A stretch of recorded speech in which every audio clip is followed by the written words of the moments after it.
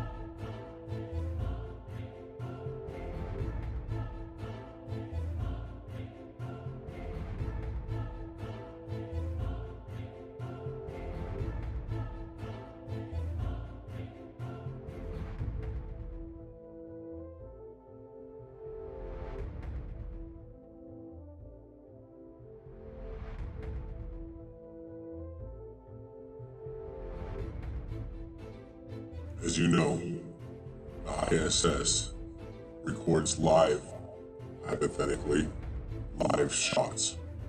Observe the chroma key in the backdrop. As you see here, the astronaut is standing in front of a chroma key blue screen with blue images in the back.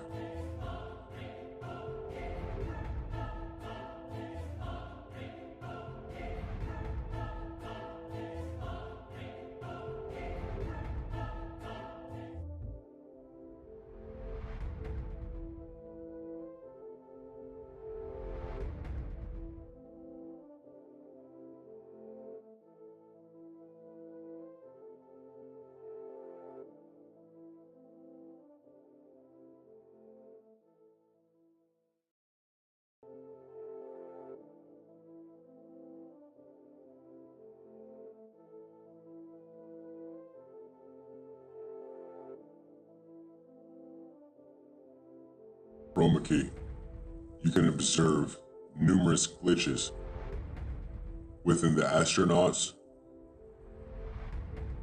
and a few not stationary items in the foreground.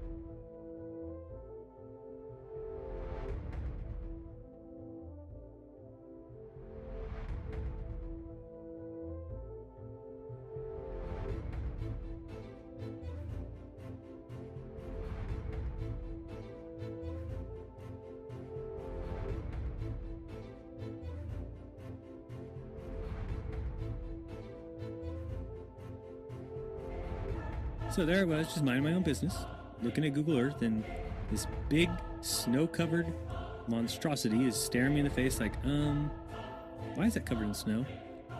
I look into Ireland and some other areas around it, Iceland. Ireland gets snow only once a year, 1 day a year. So I keep digging a little bit deeper, and I finally get underneath this cloud cover here, and a few images pop up. And I say, oh, images, what are they? Well, this is what you got, which I'm sure that looks familiar to you, right? Looks just like the pictures they give us of Mars. So I'm just kind of creeping around here and definitely noticing the same kind of undulation changes and same kind of rock, same kind of dirt. Only thing that's missing is that nice little red tint that they pay somebody $150,000 a year to put on there. But those mountains, those rocks, definitely exactly like we see on Mars. So I say, I wonder what they're doing out here. What is all this equipment for? I'm sure it can't be NASA, right? Whose orange Hummer is this? Okay, that looks like a NASA symbol. Well, let's dig a little further because I can't really see anything on here other than it certainly looks like a NASA symbol. And I can't read that. Tried. So this one here said roving the Arctic. So what is that? Doesn't make any sense. Pop in here. See if we can find anything. Again, same kind of mountains. That looks like the same kind of water I've seen before that I thought was water on Mars. Who knows? Zoom in, what's that? Oh, nothing. Just looked like it was funny. So I'll keep kind of going through here and see if it... What the...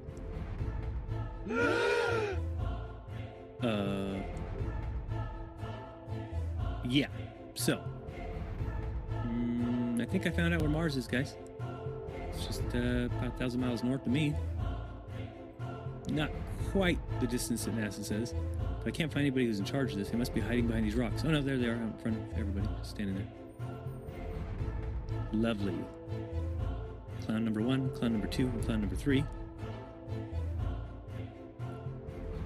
Yeah, this is very empty here. Oh, there's one of those ATVs.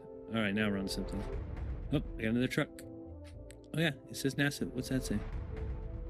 Mars Project?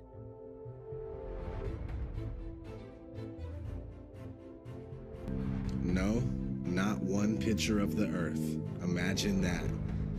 Thousands of satellites supposedly orbiting the Earth. Why can't we get thousands of pictures? One shot with the whole Earth in it. We should have a channel on cable that shows the Earth rotating 24 hours a day, every day. Nope. Let's listen to NASA's very own Robert Simmons talk about how we get our fake pictures of Earth. Last week, scientists at NASA released this. The shot is compiled from data from NASA's VIRS instrument, which orbits the Earth about every 100 minutes, taking measurements of light coming off the planet. That can be translated into ribbons of imagery like this, and then into one of these.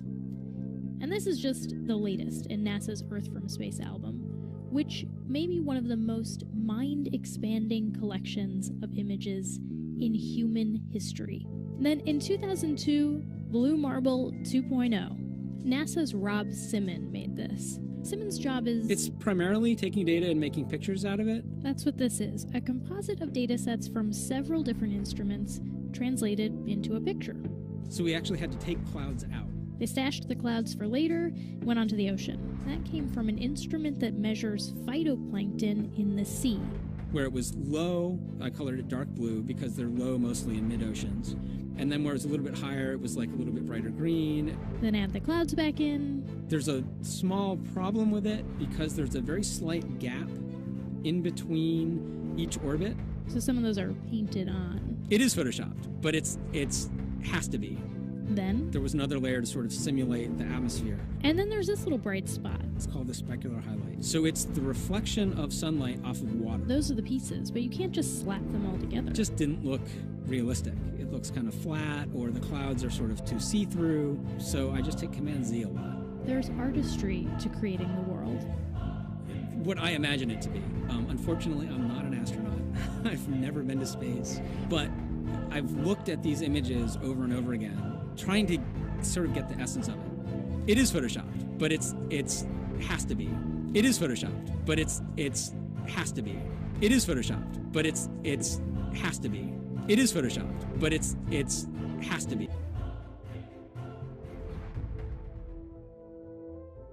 This next-generation spacecraft will enable America to explore beyond low Earth orbit. The kinds of technologies that we're testing out on Space Station are definitely helping us with our goals of going beyond low Earth orbit.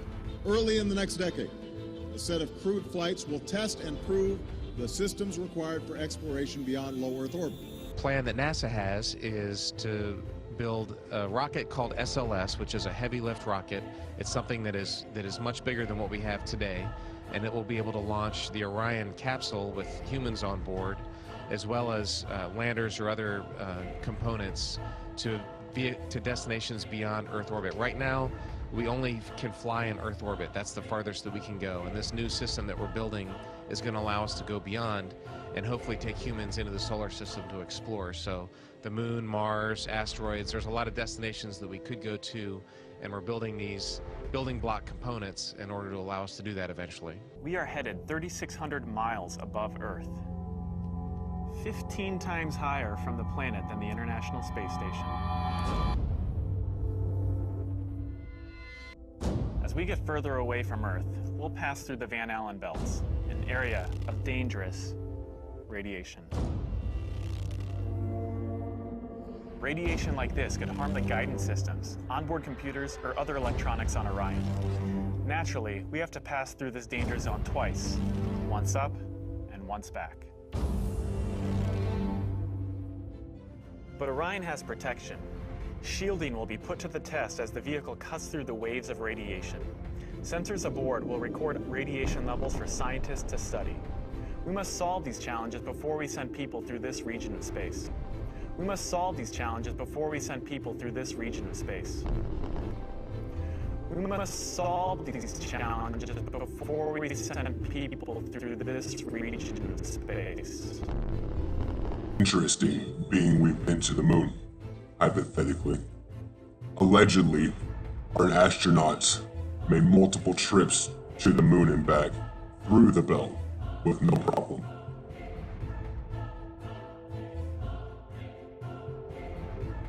NASA admitted that it had lost the original footage of man's first steps on the moon. YouTube and watch A Funny Thing Happened on the Way to the Moon. It contains newly discovered evidence, which is part of the missing tapes, of outtakes from the first mission to the moon, of them falsifying a shot of being halfway to the moon. We found never before seen footage of them faking part of the photography, which is in A Funny Thing Happened on the Way to the Moon, which has been licensed 5 times and can only now be viewed on YouTube. Here they discuss the fact that they have turned out the lights and have blocked out sunlight from entering the spacecraft through the other windows, as to not cause any reflected light to fall onto the spacecraft's wall in the foreground. Okay, very good. Well, we shut out the sun coming in some of the other windows into the spacecraft, so it's looking through the number 1 window, and there isn't any reflected light. The reason this was done is so that the truth of the matter would not be revealed. It is this. Though the federal government would have you believe that this is a view of Earth from a distance out of the spacecraft's window as it nears the moon, it is not. What they have ingeniously done is placed the camera at the back of the spacecraft and centered the lens on a circular window in the foreground, outside of which it is completely filled with the Earth in low orbit. The circumference of the window then appears to be the diameter of the Earth at a distance. As they perfected the shot, a crescent-shaped piece of black material was inset slightly into the window to create the illusion of the Earth's terminator line dividing night and day. It is uncannily convincing. During this segment, intended to be edited and played back later for the worldwide television audience, dated July 18th, 1969, Neil Armstrong condemns himself as he states that he is 130,000 miles out. Roger, Houston, Apollo 11. Calling in from about 130,000 miles out.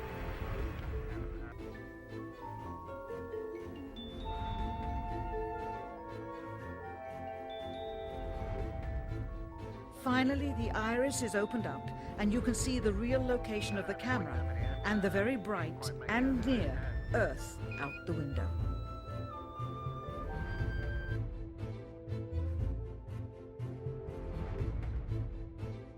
Here is the slate for the 19th of July.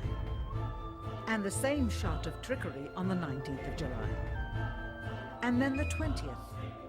And the same misleading shot on the 20th. Later that evening, they were said to be walking on the moon.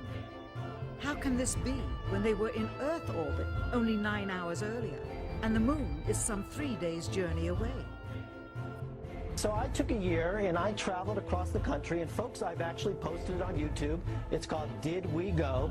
And the challenges, Geraldo, everywhere I went, it was just amazing. Moon rocks falling in Antarctica, Neil Armstrong's silence. But I was the first to report, and you played the clip earlier tonight, that all the science data, the telemetry data was missing. Now, Geraldo, for NASA to come out and say that all the tapes were erased, I mean, it's incredible. Geraldo, this isn't just one tape. This is rooms of tape labeled Apollo 11 moon landing. Someone had to physically go and erase it. It's very challenging to try to prove we landed on the moon, and it shouldn't be challenging. The tape should be there. There should be plenty of evidence. From an analytical standpoint, photographic anomalies have to be sought out with an understanding of lighting and shadows. The most straightforward is simple.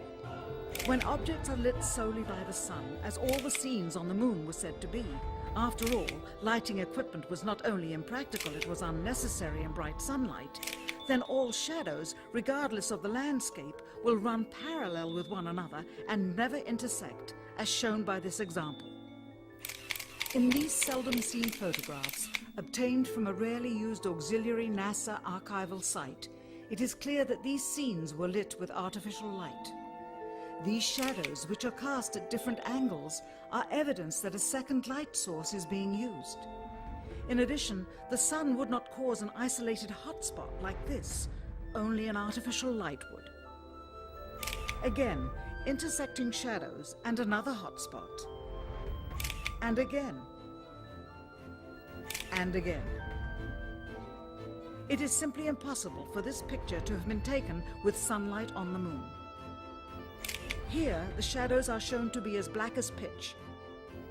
And yet here, completely in a shadow, the astronaut is lit up like a Christmas tree. How can this be? Or this, on the shadow side of the lunar module.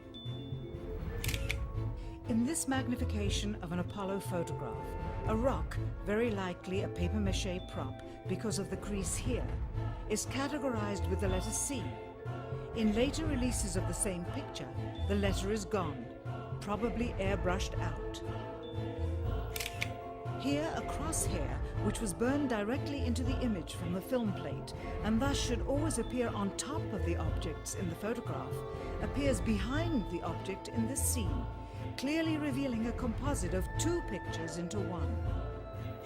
Someone apparently forgot to create a burn crater underneath the lunar module's 10,000-pound thrust engine, despite the fact that during ground tests there was a real concern for the vehicle falling into the hole the engine created as it descended.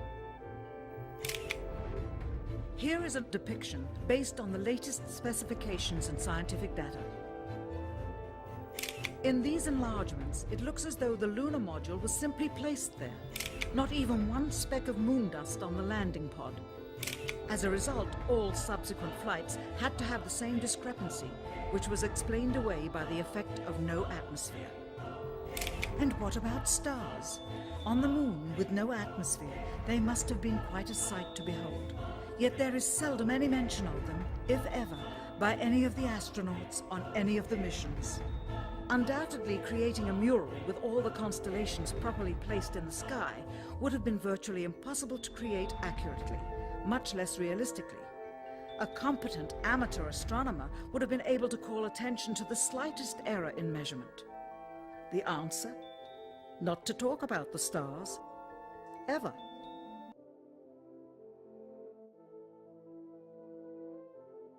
We were never able to see stars from the lunar surface or on the daylight side of the moon by eye without looking through the optics. I don't recall during the period of time that we were photographing the solar corona what stars we could see. I don't remember seeing any. The sky is a deep black, when viewed from the moon as it is when viewed from cislunar space, the space between the Earth and the moon. And we could not see stars. It's not Which a is a black cool thing. void. I mean, it's black, but there's all kinds of little polka dots. There's all the stars there, and the cool thing is about it, you can see it during the day.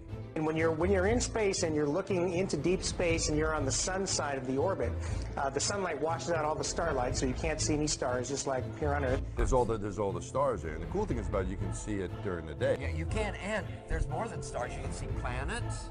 You can see moons. You see the gas Magellan clouds of the you Milky Way see galaxy. the Magellanic. The sunlight washes out all the starlight, so you can't see any stars, just like here on Earth.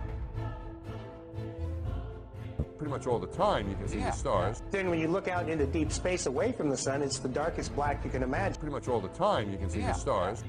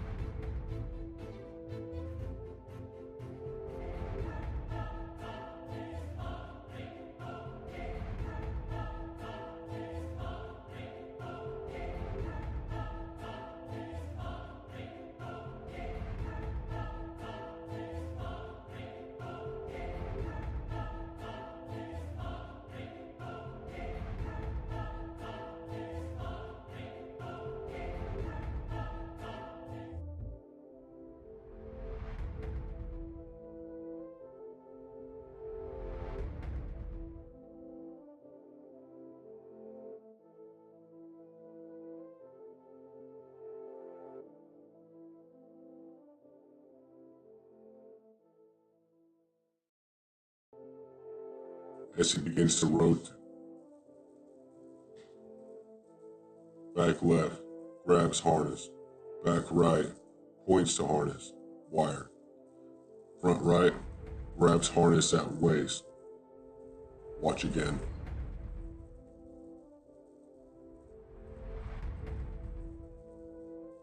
Grabs wire. Points to wire. Grabs waist, no wire present.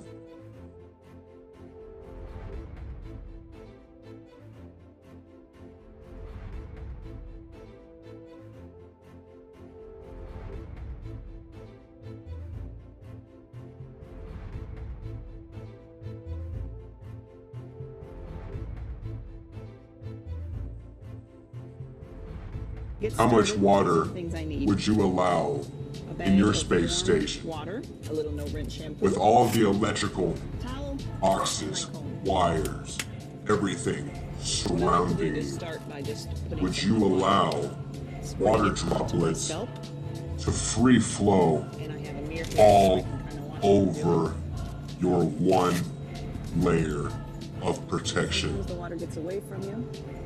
Watch as we see numerous water droplets Here I go. am, and I got my water. So first of all, I'd like to show you how water behaves in weightlessness, which is kind of interesting. Of course, it doesn't fall down like it does on Earth, and it kind of tends to stick to your skin because of surface tension.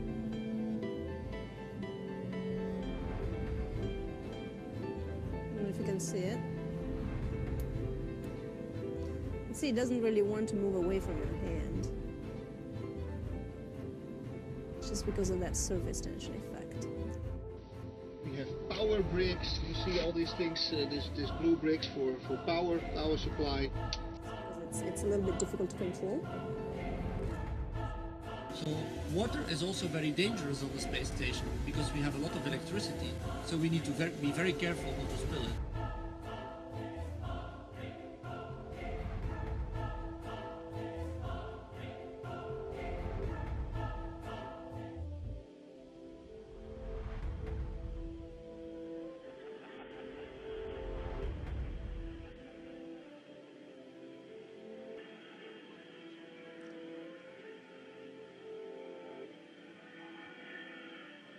It's getting nice and wet.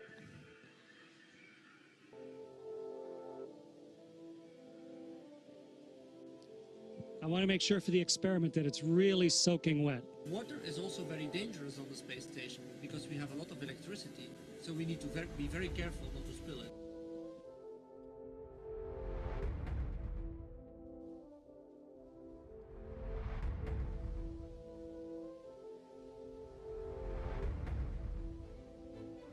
Okay.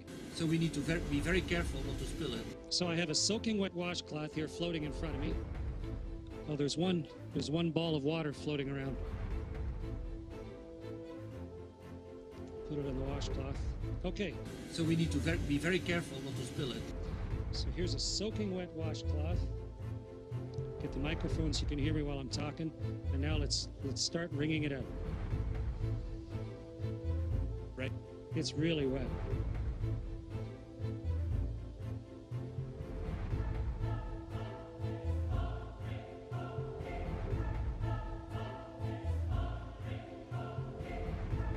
We would like to thank each and every single one of you who believes we are being lied to. We are Dark Reality Team. We will not stop until we find the truth. Please like, subscribe, share this video, turn on notification bell, follow us on Twitter. Truth is coming.